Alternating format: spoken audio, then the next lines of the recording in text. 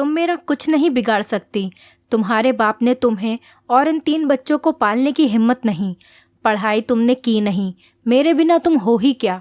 प्रभात ने श्वेता से कहा।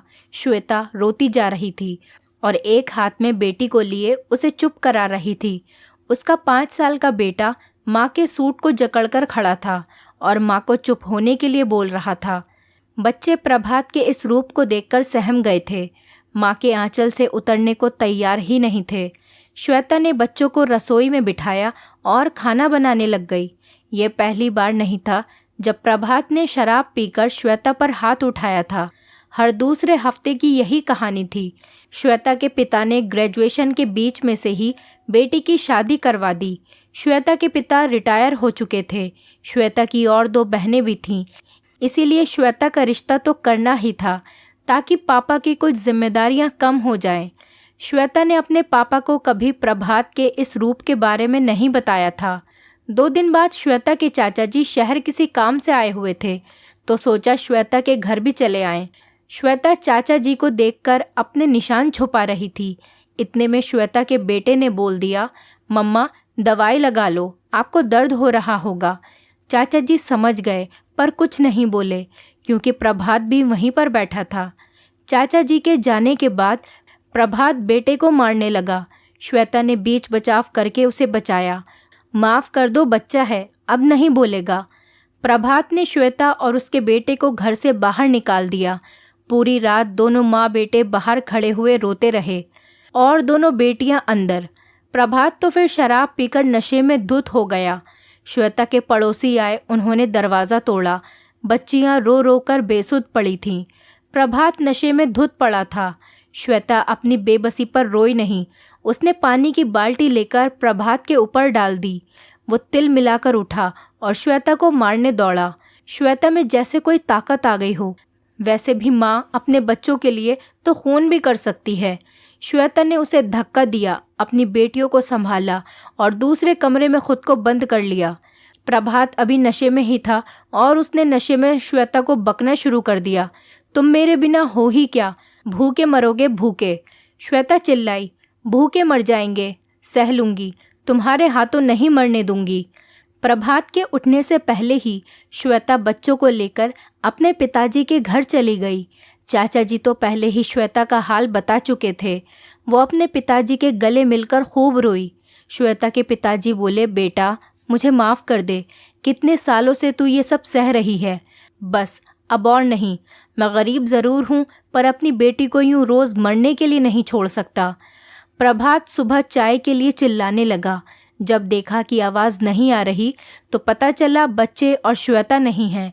श्वेता के घर पहुंचकर दरवाजे पर ही वो चिल्लाने लगा, अब कभी वापस मत आना, तेरे जैसी मुझे बहुत मिलेंगी, तू मेरे बिना है ही क्या।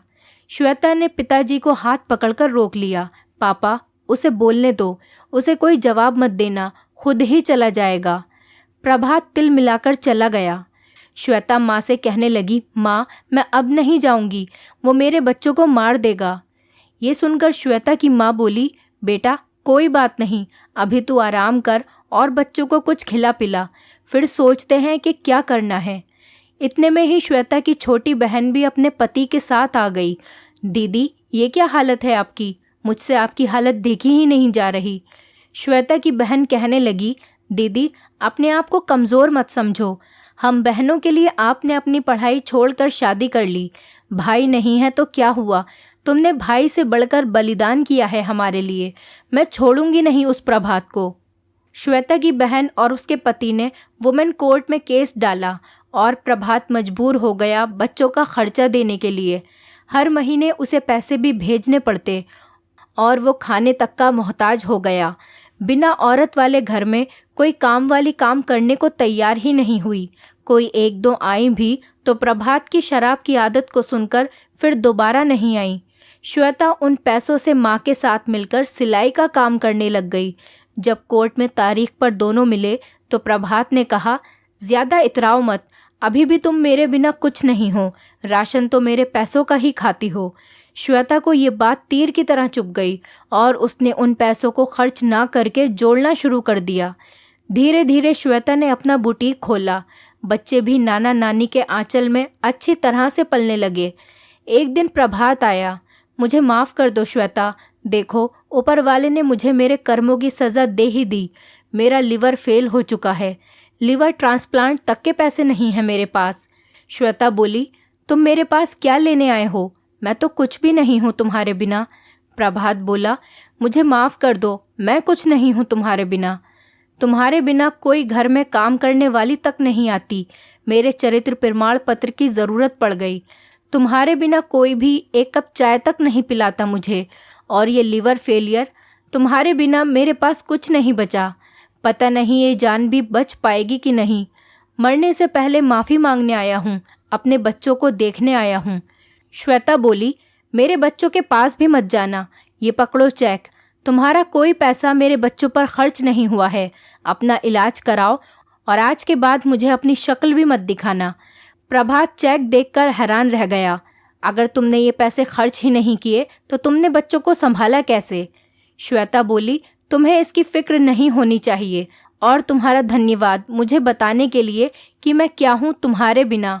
औरत अपना सब कुछ छोड़ कर आती है, तुम्हारे मकान को घर बनाती है।